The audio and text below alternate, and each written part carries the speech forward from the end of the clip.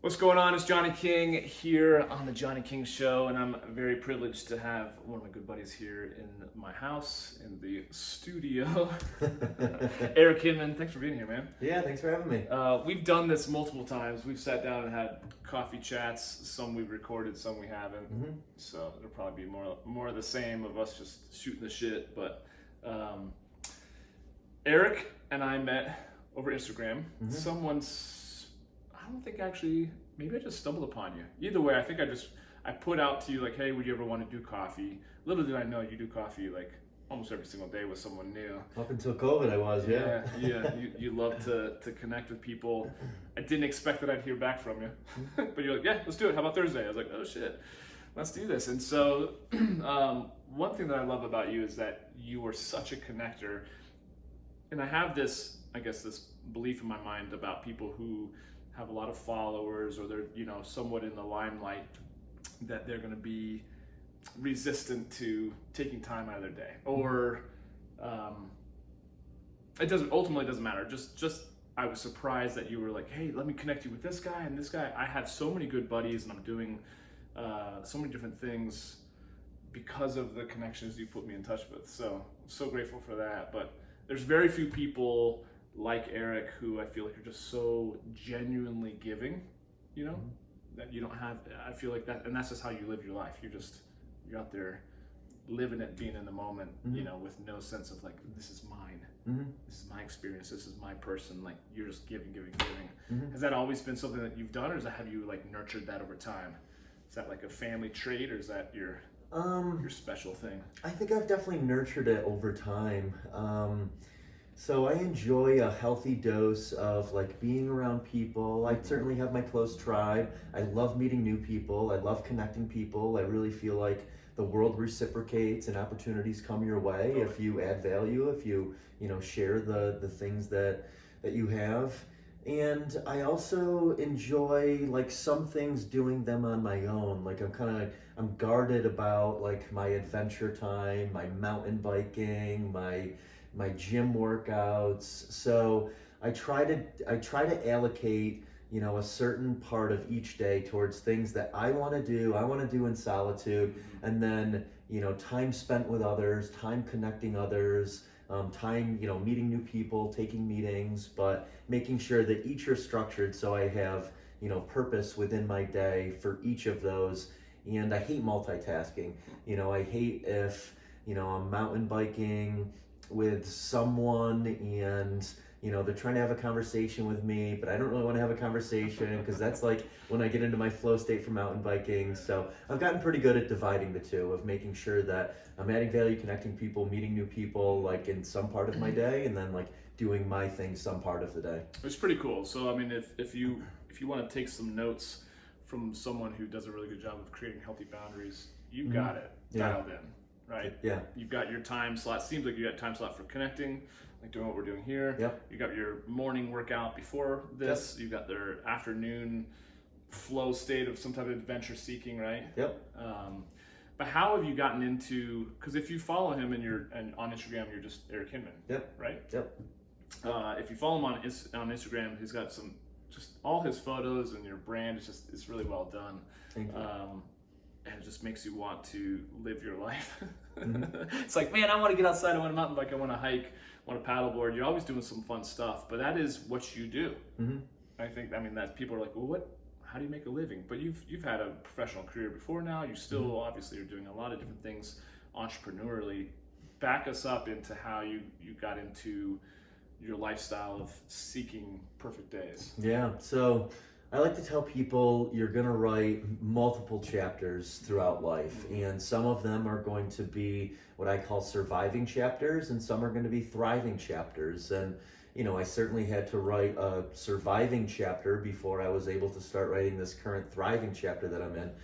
And I'm grateful for the opportunity that I had out of college. My father pointed me in the direction of property and casualty insurance sales.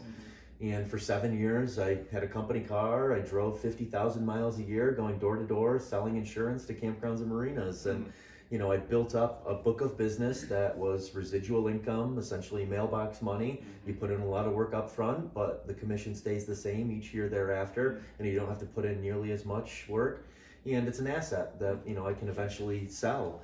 And after 7 years of doing that, I hired someone to manage the customer service aspect of it, which was the major time suck. Yep. And, then I was able to move on to other things, software, and then, the last 4 or 5 years have just been making investments in different consumer brands, and, the content creation piece now being sponsored by different brands. But, ultimately it was, going the route of building a residual income early on, right out of college, building an asset, and learning the power of like delegation, automation, elimination. What can only I do and I do best, and just playing in that pond. So even like with the content creation now, like I'm out there every day doing it. I don't manage any of the contracts. I don't do invoicing. I have an agent that does all of that. So I've learned over time with each business that I've been involved in, like what I can do and what I don't want to do. Like I don't like being involved in operations. I don't really enjoy being involved in customer service. So, I delegate those things. I eliminate them so I can, just do what only I can do, which is, be out there creating and inspiring people to live, a life by their design. See, I think that's pretty cool because I've gotten pushback over the years, over the last 10 years of working for myself. I'll put a post out there every once in a while, go chase your dreams, stay in your lane, do the things that you're really good at, get other people to do the other.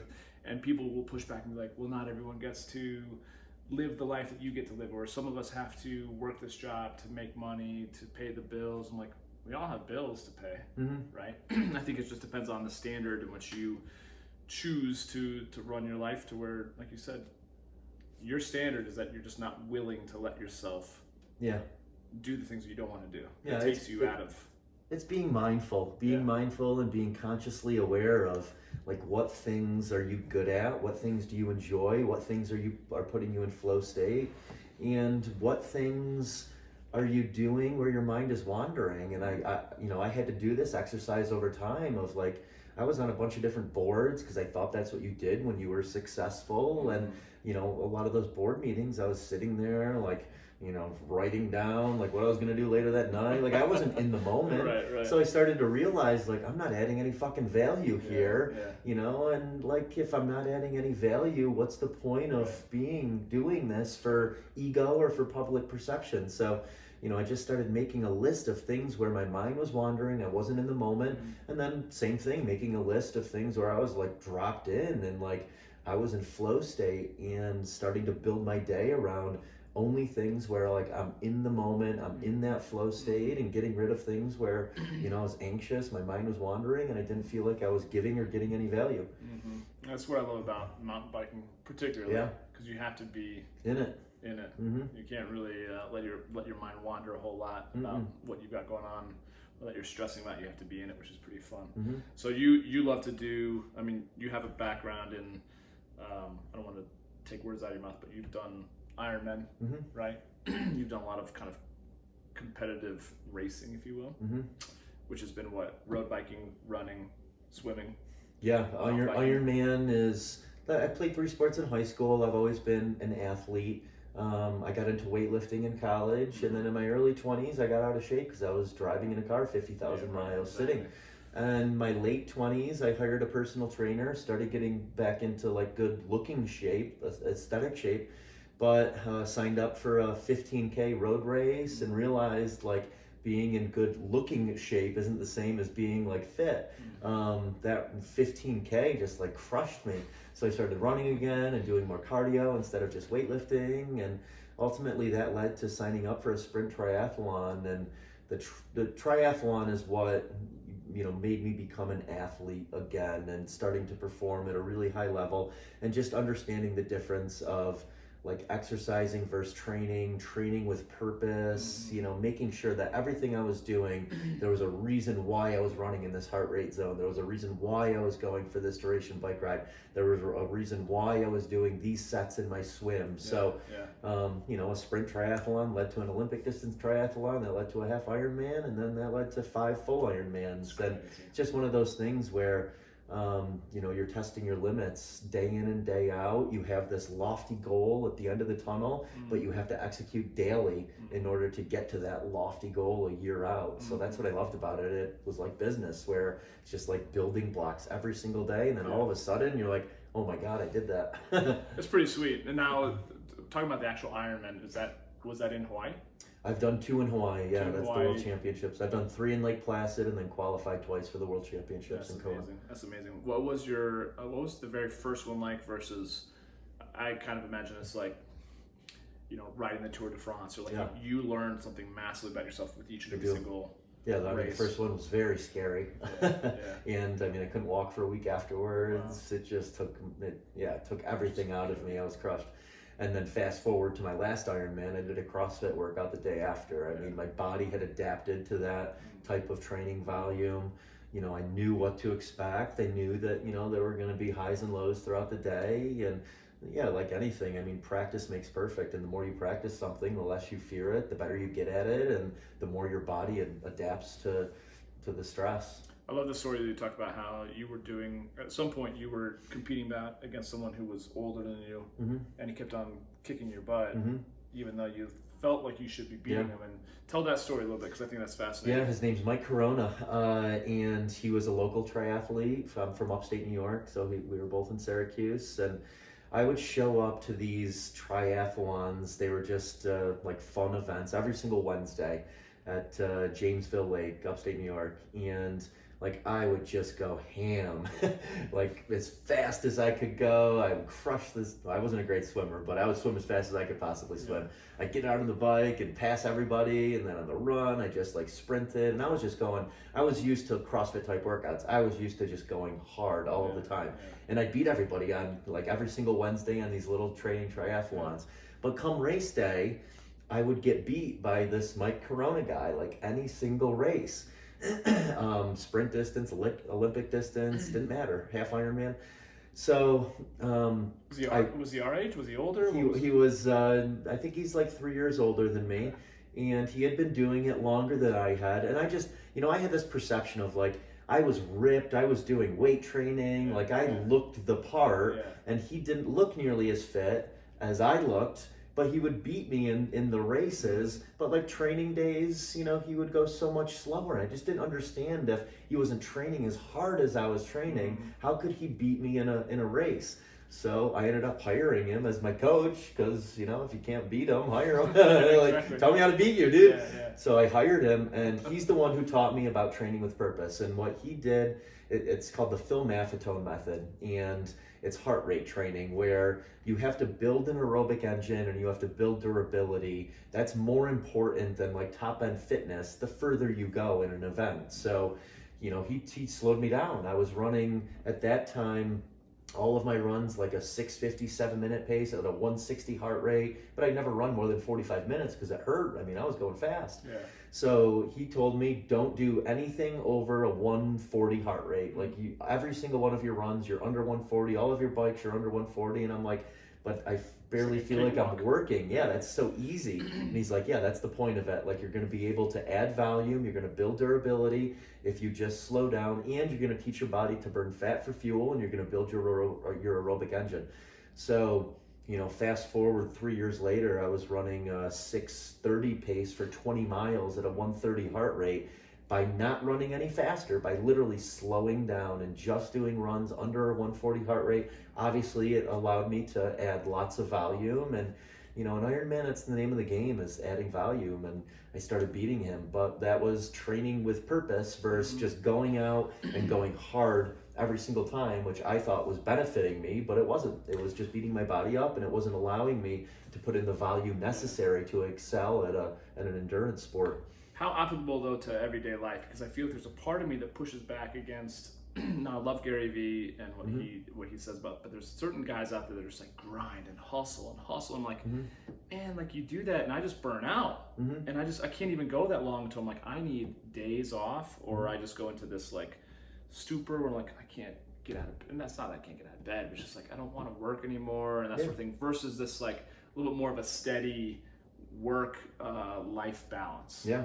we're creatures of energy, you Right. know, and so here's something I've learned lately is I love entertaining. You know, I love having like dinners at my place or like putting on these epic adventure retreats for 10 close friends. And, you know, that drain, like you're on such a high from that. It drains your energy planning it. It drains your energy when you're doing it. So I've learned like after that, if I'm hosting a party for 50 people, that the next 2 days after that, because I was so on that like I just want to be in solitude, I need downtime, and like don't be around people because I need to replenish my energy. And yeah, I mean, you know, to each their own. Some people can do it day in and day out, but yeah, I can't. I need to replenish that energy source. And same with yoga. Like I do so many like, you know, physically hard things like CrossFit and mountain biking that yoga has been a blessing for me, doing that in the evenings where it just like slows me down, resets my nervous system, sets me up for the next day of like,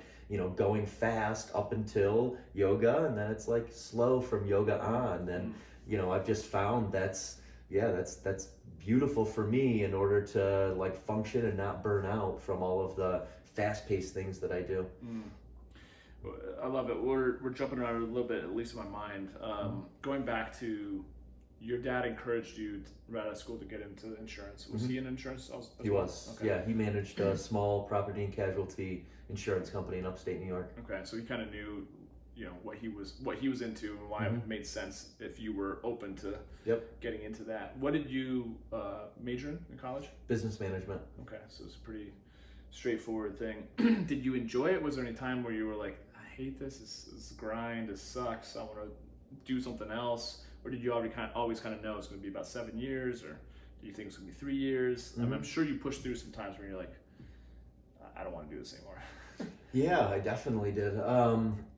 I knew that wasn't like the end all be all. And it was tough in the beginning where, you know, I mean, you're being told no a lot, and it was frustrating. I just felt like I was banging my head against the wall and wasn't really enjoying it. I enjoyed the competition and the chase. Like I've always enjoyed those things. So that's the one part of it I enjoyed, and I enjoyed building something. Yeah. So I loved being able to build my own business. But, you know, I was never particularly passionate about the subject matter. You know, I liked selling things, I liked interacting with people, but I started to learn that, this wasn't like making my heart sing. There were aspects of it that were, but, you know, I could do something else where, you know, instead of chasing money, I was chasing things I was passionate about and letting just opportunities come my way. And, you know, ultimately that was Iron Man to some degree, which led to the following on social media, and then the followings on social media led to being able to, you know, sell to brands whose like visions align with my own, and allowing me to do what I love to do every single day. So yeah, there was no one defining moment where I was like, I can't do this anymore. It just kind of phased out of insurance into software, out of software, into investing, into athletics, into content creation, into doing what I love every single day. And then money, you know, came when opportunities came, with just like exuding positive energy. That's pretty sweet. You had that mentor, what's his name? Dave Corona? Mike Corona. Mike Corona. Was your father a good mentor? What was your relationship with him? Was he? Yeah, he was an incredible mentor. I just watched him early on lead. He had a lot of charisma. He managed a small group of employees. You know, I always watched him like in public speaking and just thought, wow, I don't know if I'll ever be able to do that, you know? And yeah, he taught me a lot. And he also, like, we played together. We had snowmobiles growing up, and we went fishing and boating together. So, you know, he also taught me to enjoy life. Work hard, but also, like, you know, enjoy life, do things you love. That's pretty Find cool. hobbies. Yeah, exactly. So he's one of, and continues, I'm sure, to be one of your mentors, right? Did you have other mentors in software? Yeah. And then, like, they've changed along the way. It depends, like, what chapter I'm writing. Sure. So with software, I had mentors that were either angel investors or, you know, had built software companies, upstate New York, New York City. And then with I co-founded a gym in upstate New York, and I spent a lot of time in New York City meeting with different boutique fitness studio owners, consulting with them, learning how they built their brand and designed the experience for their studio. And then with like the content creation, now I follow like a lot of content creators that I feel like do a good job of like showcasing the world in an interesting way, or showcasing their craft in an interesting way. So it's changed throughout time depending on like what I'm immersed in at the moment. Mm-hmm.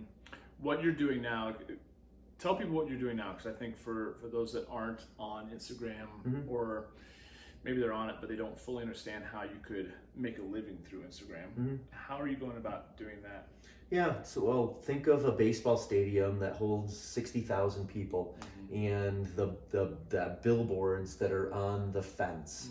Those brands, they're big brands, and they're paying a lot of money for the eyeballs to see their messaging. So that's essentially what social media has become, is you have these people in niche markets that have a captive audience that you have influence over their buying decisions, because they're buying into your lifestyle, they're buying into your knowledge, they're buying into a look, whatever. And I align mainly with health and wellness brands whose products and services I use, and I make sure that it's something that I can easily weave into my day-to-day, like Vital Proteins, having their collagen in the morning, and Lane 8 shoes that I wear every day, and 10,000 shorts that I wear, and this Whoop band that I wear every single day. So I make sure that, A, they fit with my lifestyle, B, I'm going to be able to add value for them. So I like working with brands that aren't as mainstream, like a Nike, where Nike is just buying me as a billboard.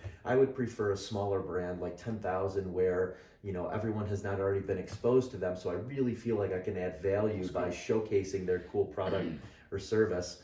And then most of them have me on retainer, where I have an obligation to do a certain number of feed posts and story posts each month. And then outside of that, I'm also consulting, introducing them to other influencers. I'm putting on like events, sweat crawls in different cities, and bringing their products and services into these in-person events, and helping them kind of build out their ambassador program. So I like to think of myself more as a consultant that they're paying me for, rather than just posting a pretty picture and thinking I'm really going to move the needle for them by doing that. Yeah, which I think makes sense, because that still caters to your, I met you, and to meet you, like, I got to connect you with this person. This, with what you're doing, you were coming in from the standpoint of just lending a helping hand right from the get-go with me. You just met me, an hour previously, and I can see how that you do that. If you do that with me, you could do that easily with these type of products. And like, I actually know this person on Instagram. And that's exactly it. I think you're probably like a home run for them. It's different than what they're used to. Yeah, but I'm sure they appreciate it. They do. Oh yeah. Yeah. Cool though, because you could, again, if you're listening to this and you're an influencer, like I'm sure you help people with fitness training, you help people with Instagram consulting, you could help people with so many different aspects of business. Yes.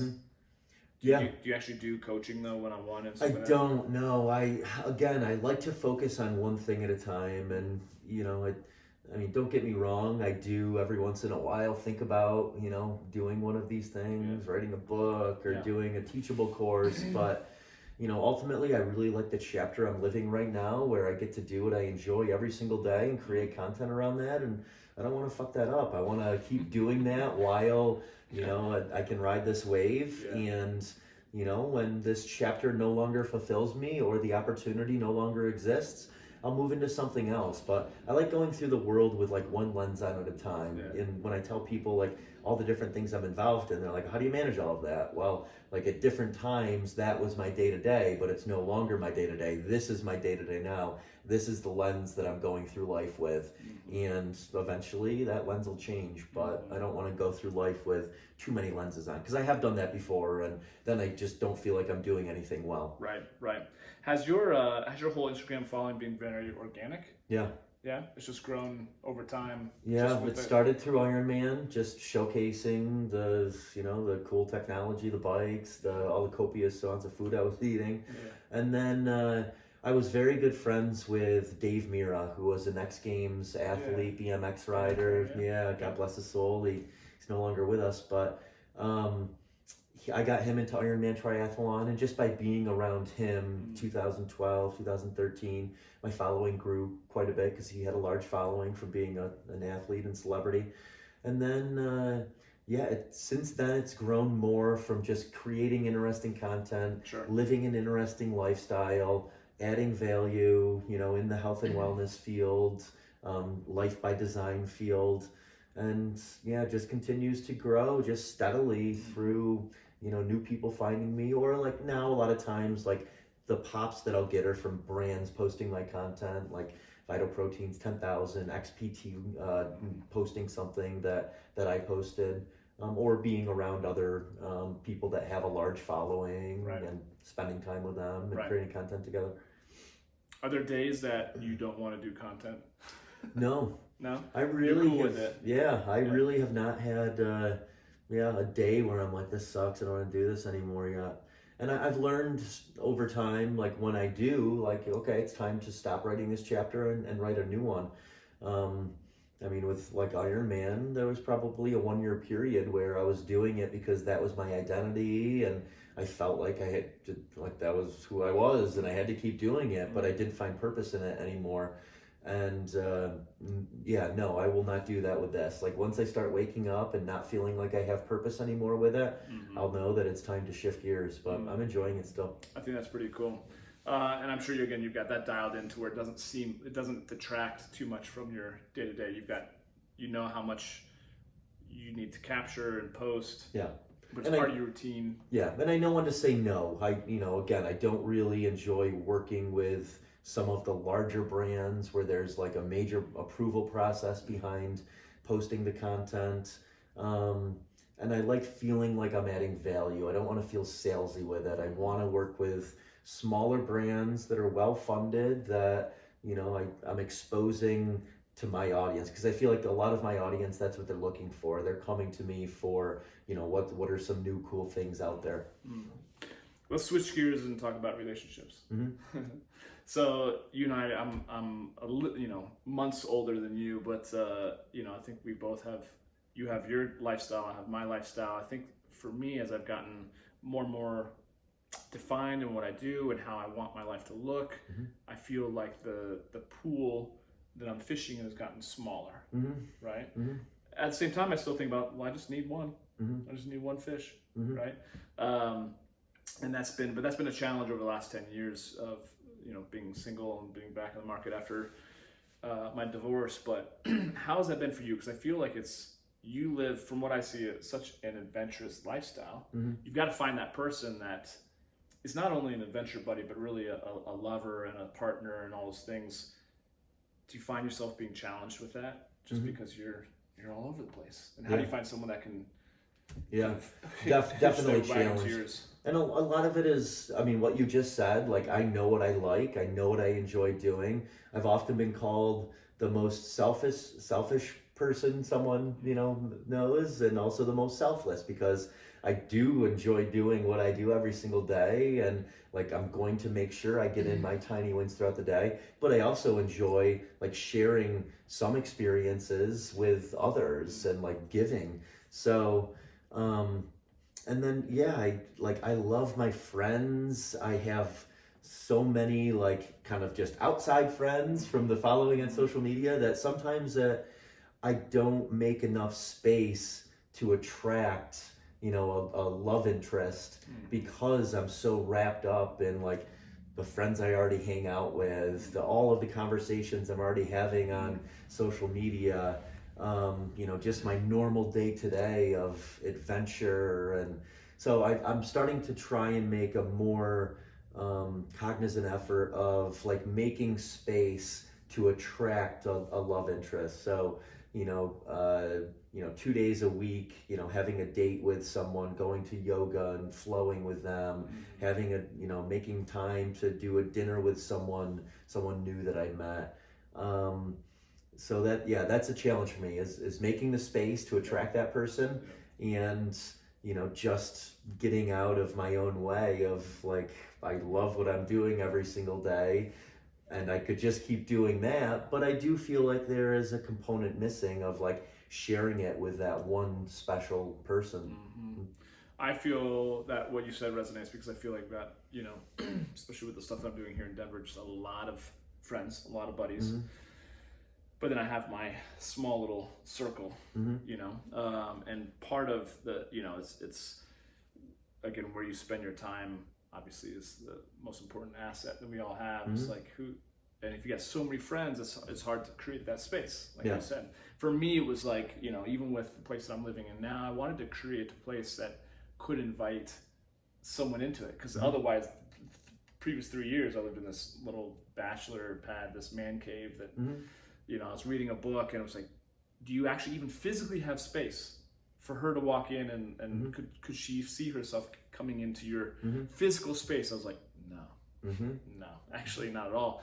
And that helped me kind of think about, okay, I need to level up even the living space, not only the mental space or the time space, right?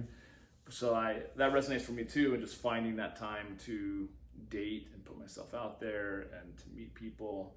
I imagine for you, it's at times it kind of probably feels like it's challenging to meet special people, and yet at the same time you probably get hit up on, or you could, you know, probably go on a lot of dates. But what is it that you're really looking for? What is that right recipe for you with your lifestyle for someone that would be able to fit into? I mean, what eliminates a lot of people for me in dating is the ability to just tomorrow go to Moab, you know.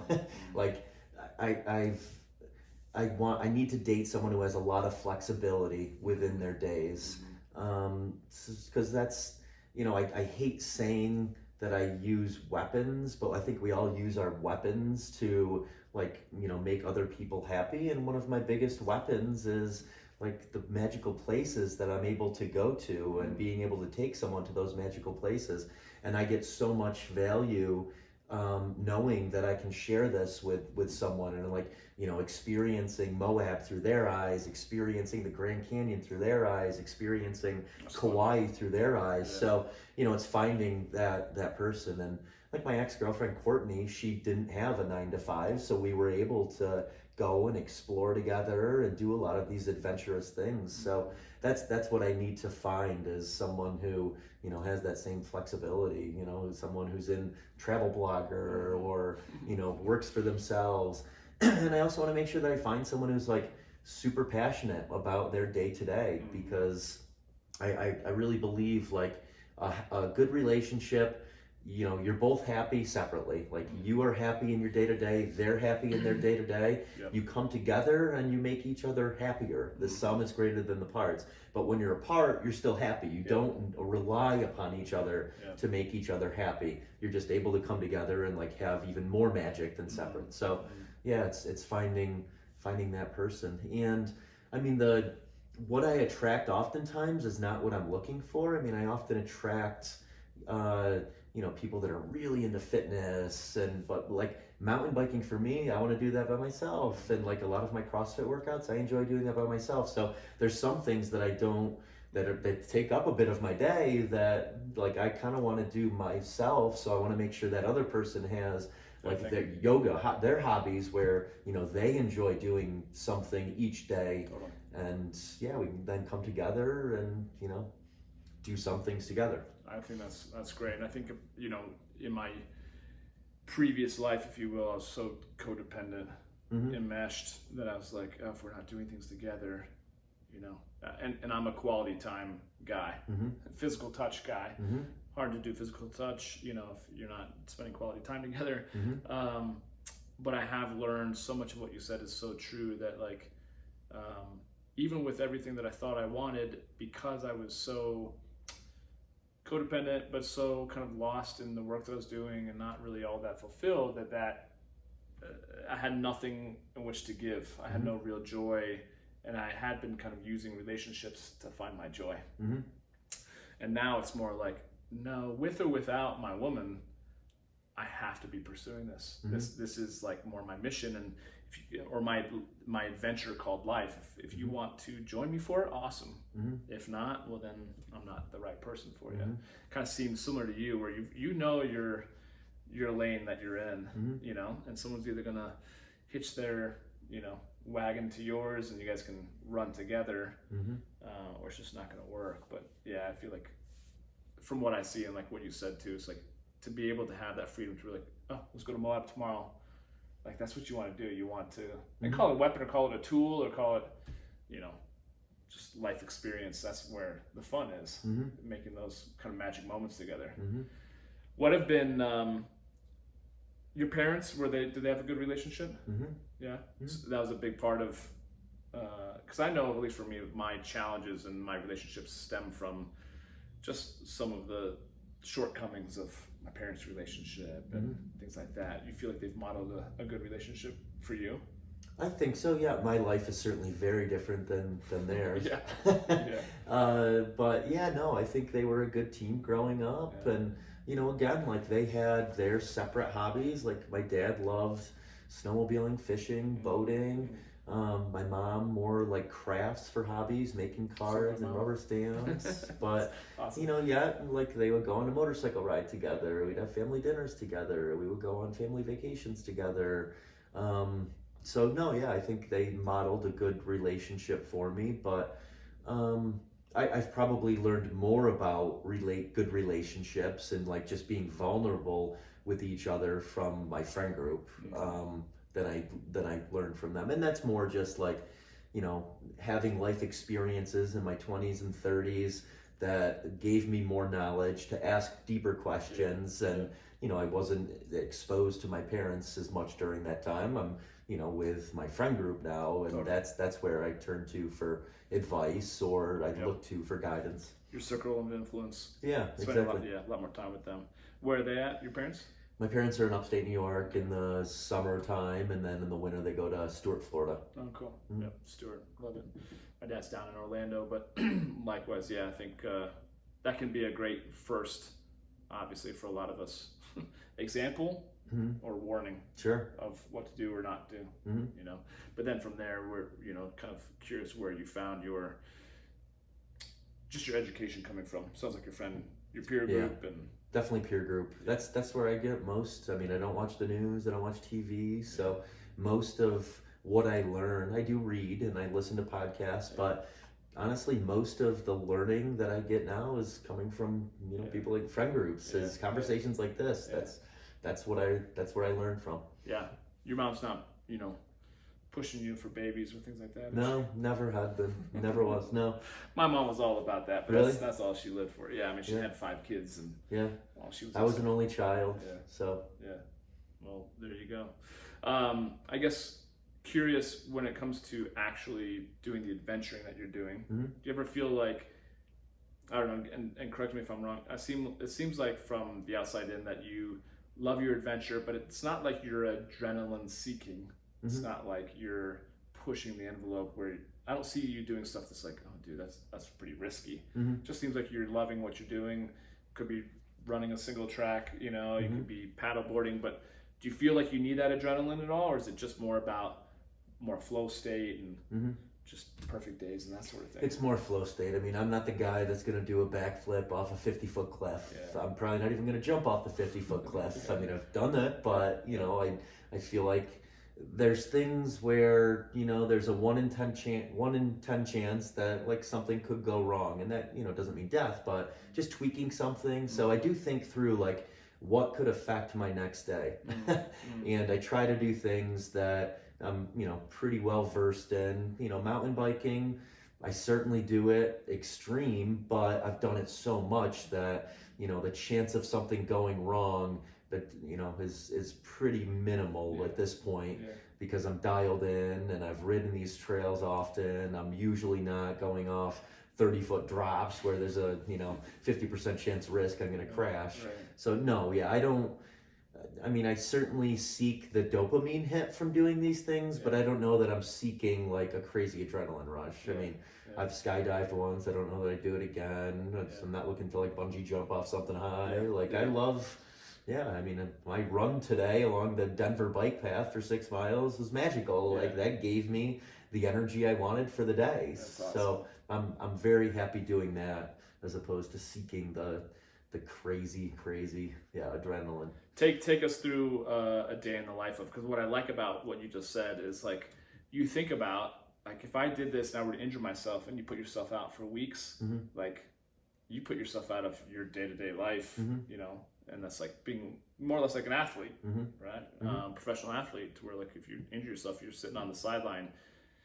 That's pretty brutal to be, you know, sedentary when you're so not sedentary, right? So it's cool that you think about that. But what does your normal day-to-day look like in terms of when you wake up, and then you post, and then you work out? Like, what does that look like? Yeah, so my mornings are slow. I wake up usually around 8 o'clock, no alarm clock. Try to get about 8 hours of deep sleep every single night. I make my bed first thing. Like, I'm a firm believer in, like, little tiny wins, like achievements throughout the day, or, you know, what we're all looking for to get to feel like we were accomplished at the end of the day. I make espresso. I have a fancy espresso machine, so I try to pour like a perfect shot of espresso every single morning. But lately, I've been doing athletic greens, Beet Elite, and a little vegan protein powder for a pre-workout meal. So not many calories, but enough to give me some energy. I usually read in the morning. I'll light incense, put music on, and like 45 minutes to an hour is just kind of chill in the morning. Sometimes I'll do a social media post in the morning if I'm feeling creative. I'll write out my workout for the morning. And then around 9:30, I go to a CrossFit gym and I train for 90 minutes. And I go in with purpose. Like, I've written out my workout. I know what I'm going to be doing. And it's just playing loud music and executing for 90 minutes. And that workout is typically a fairly long warm-up, like 25 minutes. And then strength training and Olympic lifting. So back squat, front squat, deadlift, or some kind of Olympic lift, snatch, clean and jerk, presses. And then I do usually something anaerobic, so like short red line type workout, 5 to 10 minutes of that. And then gymnastics, something on like rings, handstand walking, handstand push-ups, pull-ups.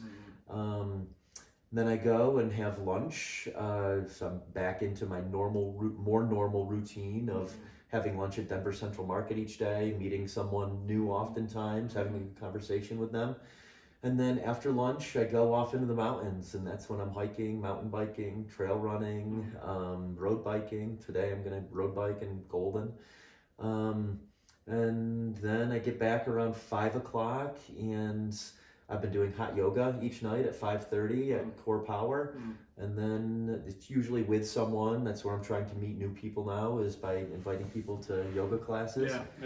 And then after that, with COVID, I actually learned how to cook. So I was cooking at home quite a bit. Nice. But now I'm in between, like going out to dinner with either someone new or, you know, close friends, or cooking at home. And then 4 nights out of the week, I'll do hot yoga and I'll do a recovery routine, which is going between a hot sauna and an ice bath. Usually 2 to 3 rounds, 25 minutes in the hot sauna, and 5 to 7 minutes in an ice bath. You do that a couple of rounds. Yep. I'll do 2 to 3 rounds of that. And then you got like just a 1-person sauna? So I have access. Yeah, I have access to Archipelago, which has a 6-person barrel sauna, and then my friend Matt Bickle also has a 6-person barrel sauna, and then both of them have those steel troughs that we fill with water and put 160 pounds of ice in it. Is that a pain in the ass though, to get the ice all the time? Yeah, getting the ice is definitely a pain in the ass, but I mean the reward is tremendous. You feel so good afterwards, and that's the only reason why I'm able to train such high volume still, is by being religious about that hot yoga or recovery routine each night. So it's interesting because during COVID, you know, I've got this rower here, but before I found that, I was contemplating, you know, getting a single man sauna down in the garage, and then maybe even just buying or reserving a brand new trash can, one of those, you know, just get them delivered, it's clean, and just fill that up with water and step into that. I see you do that with like a barrel. Yep, ice right? barrel. There's ice barrel. I just hate the ice. I hate being cold, man. Yeah, most people do. Most people do, and I just feel like I would struggle to do it. It helps when on you're my doing own. it with others, and I mean Others, that's a right. lot of why I'm doing it with others almost every single Do night. you almost do it every Yeah, I with mean, I others? have this stuff at my place. I have the ice barrel, I have the Yeah, infrared sauna, so yeah. I can do it at my place. But yeah, I'm often doing it with others. You almost need that accountability, the Yeah, leverage, right? yeah. It's both. It's the accountability and just like sharing that discomfort with others. Yeah, and Even gym, like through COVID, I had a barbell and weights with me on the 6-week road trip I was on, and I ultimately like when I'm in the environment where I can be playing loud music, where there's other people around, they don't have to be doing the same workout as me, but I don't know, it affects your ability to perform and execute Totally. when there's others around. You have that like set environment for doing it, Yeah. and that like set time for doing it. Yeah, yeah. See, what I like about that too, and what I hope you guys are taking from this, listening to this, is how intentionally is about creating the environment, right? To set time from when you're going to do stuff, right? And then you have everything you need to be as in the moment as you can be, right? Yeah, my days are mapped out. I mean, I know what I'm going to be doing, most days, pretty much any hour of the day. That's pretty sweet.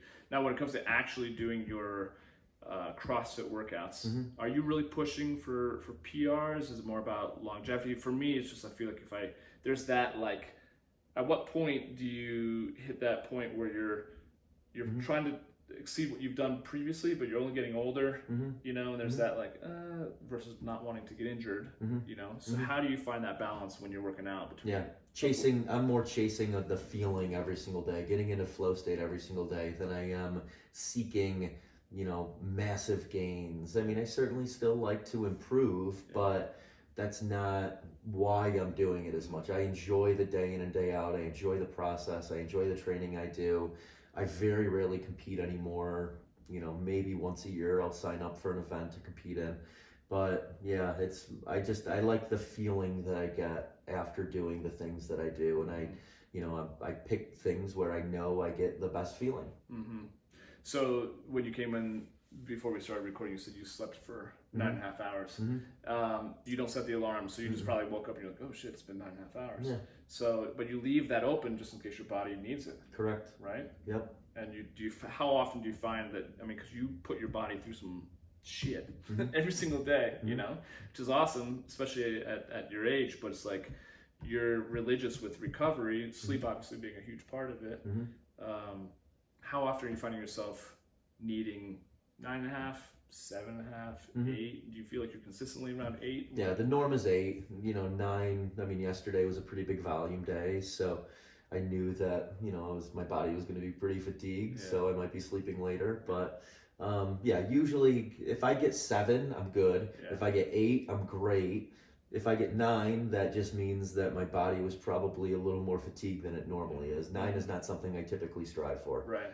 8 is like the perfect balance of where I feel really good and can train pretty high volume day in and day out. And I try not to go.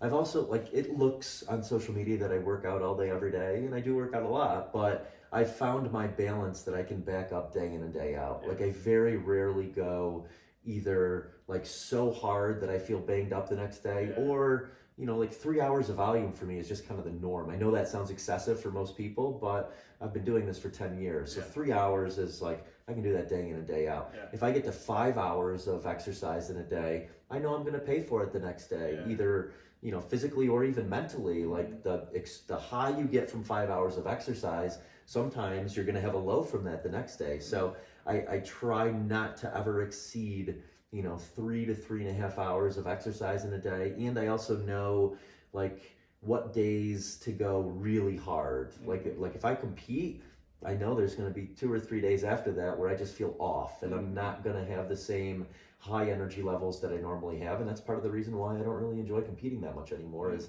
I don't want that extreme high from competition, because I don't want the down days. I want every day to be, just feeling good and even. I was going to ask you if today would be a lesser day, just because you... Yeah, it is. Yeah.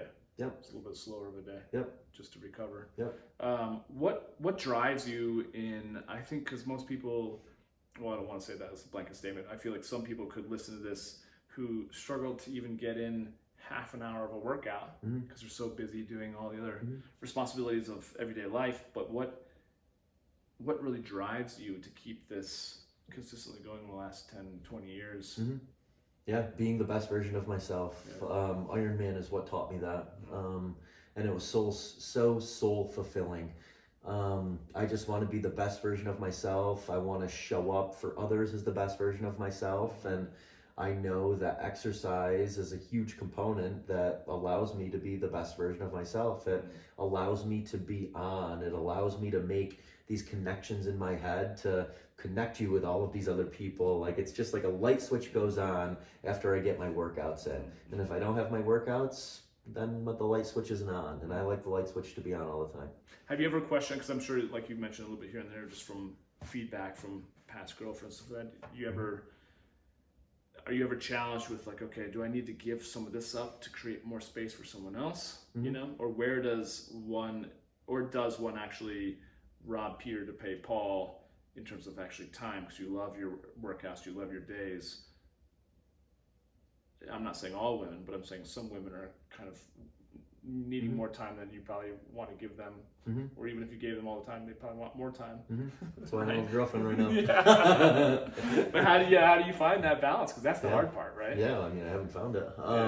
I found it at times, but yeah, ultimately it is a major challenge for me because I know how I show up as the best version of myself.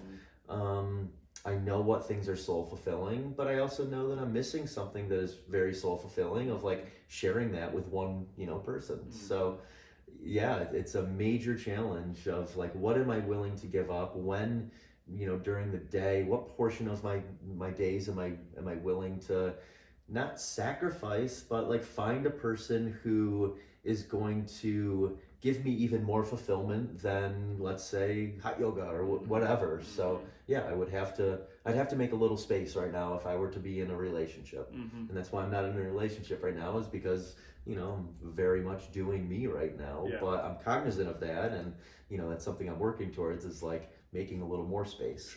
Sure. I'd say in wrapping things up, if you were to be sitting down with a guy who, granted, I know, at least for my life, like the way that I live now has just been small little iteration after small little iteration, day by day, small little tweaks versus changing things massively. And thinking I'm going to uphold that new standard. It's been little tiny tweaks, and I'm sure you've tweaked for efficiency throughout your life up to this point. But for a guy who may be out of shape, or maybe he's in shape but he hates his job, or he's alone, or he's in a kind of a passionless marriage, wherever he is, what would you say is the very first thing that he should, like, if you're sitting down just with a buddy, like, and he's asking advice, hey man, I need to change my life around, where would you recommend he start? Would it be in the exercise part? The movement for me is definitely medicine. Yes, but so I'm going to answer that a couple different ways. So I've been doing this, my first triathlon was 2009, my first Ironman, half Ironman was 2010, first full 2011, so 12 years. And each year I would pick one thing to really, really focus on. So one of those years was like purposeful training. One of those years was deep sleep. One of those years was diet. One of those years was recovery. Now it's more like stillness, meditation, hot yoga.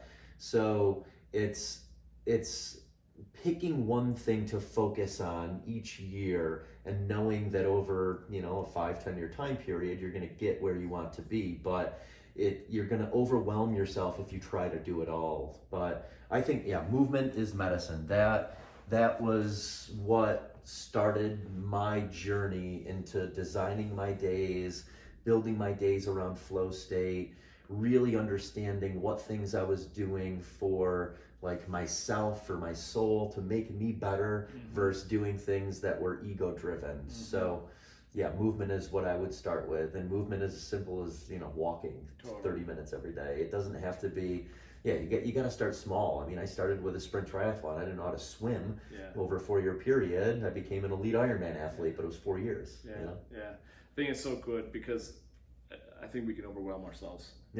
Because life can feel, a lot of times we say, oh, life is like a marathon.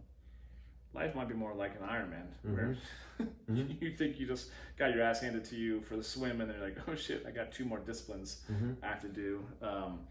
But in reality, I feel like if you just look at it day to day, like you do, it's just practicing a little principle, Mm-hmm. right? Just maybe getting your stroke dialed in a little bit better. You Yeah. know, finding that coach who can help mentor you.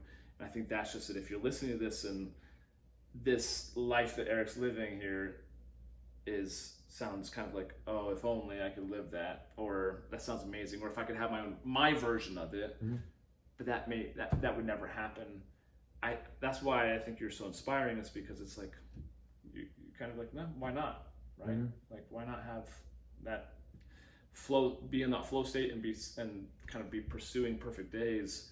And if you can do it, they can do it, but Mm-hmm. it just happens with intentionality, Mm-hmm. setting healthy boundaries, Mm-hmm. which I think is a huge part of this conversation. Is like, because a lot of people give away their power or their Mm-hmm. time Mm-hmm. to reacting. Oh, the phone's ringing, or oh, I've got to do this and this and this.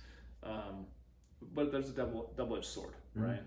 So I think that's what I love so much about how you live your life, and the example you kind of put out there for others. So kind of in wrapping things up, what would be kind of your last piece of advice to someone who, let's say, okay, they got their movement incorporated Mm-hmm. now, especially with their nutrition, Mm-hmm. you know, where would you say someone start? Because you've got dialed in as well, your Mm-hmm. nutrition.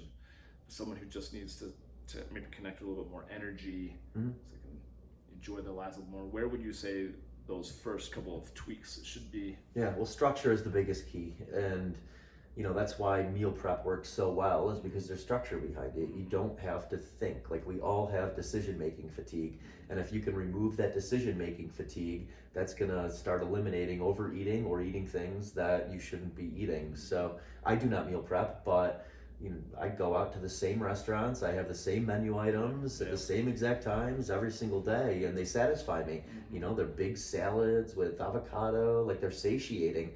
So, it's not what you can't have, it's what you can have that satiates your appetite.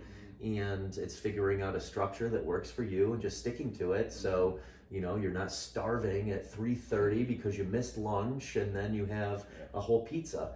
It's like, no, every single day I eat this, between these 3 restaurants, I have these 3 different salads that I enjoy eating every single day. And like that, nothing gets in the way of that 12 to 1 o'clock time slot for me having that salad, because again, food is medicine too, So that's super important, to invest in yourself by eating healthy and just having structure around it.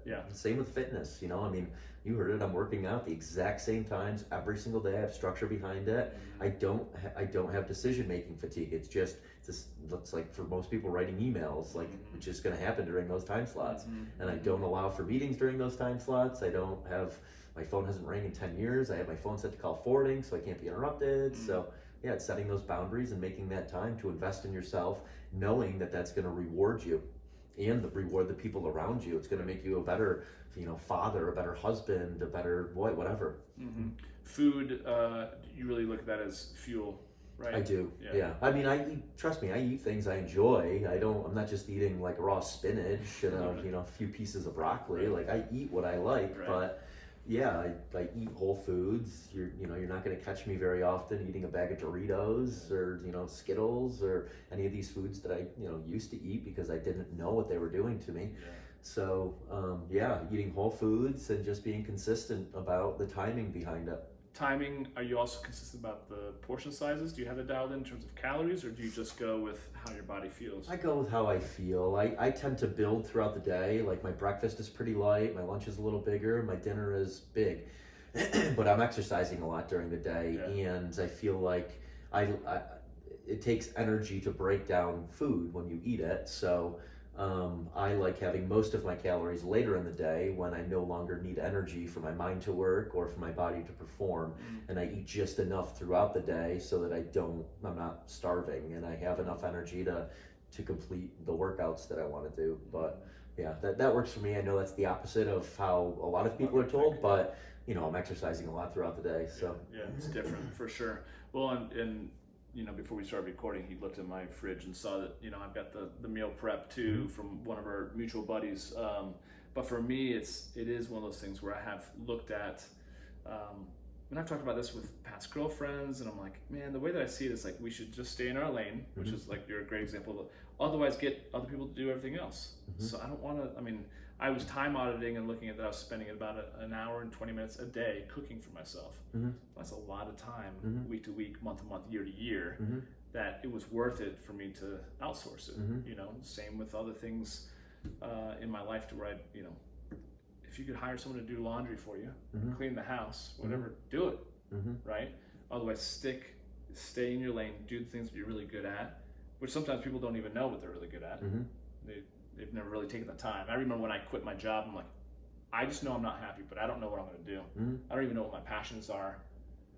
But I had to at least open up the space to then start thinking through, like, what are my passions? What brings me joy? And it took that sort of process. So it can be super scary and sometimes overwhelming to listen to someone's story like Eric's and be like, okay, I can never do that. But I think it's just, if you could just do one thing today, and that's kind of what I've been wanting to finish with that. It's like, just do one little thing, 1% increase, 1% improvement today over yesterday that you're listening to this, and just keep building off of that.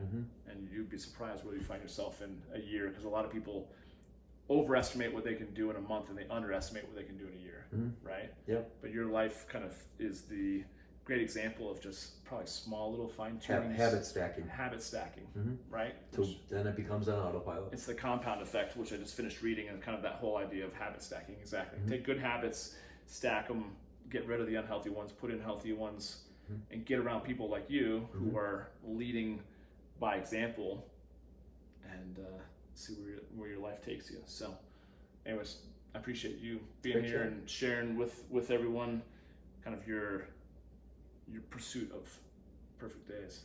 It's pretty cool. How can people connect with you? I know we talked about Instagram a little bit, but yeah, Instagram is the best place. DM me. I reply to any messages I get, and it's just my name, Eric Hinman, on Instagram. Eric with a C. Hinman. Very cool, man. Well, thank you so much for sharing with the world. Awesome. Yeah, good stuff, you guys. We'll check in with you on the next episode, but until then, have a blessed day. Cheers.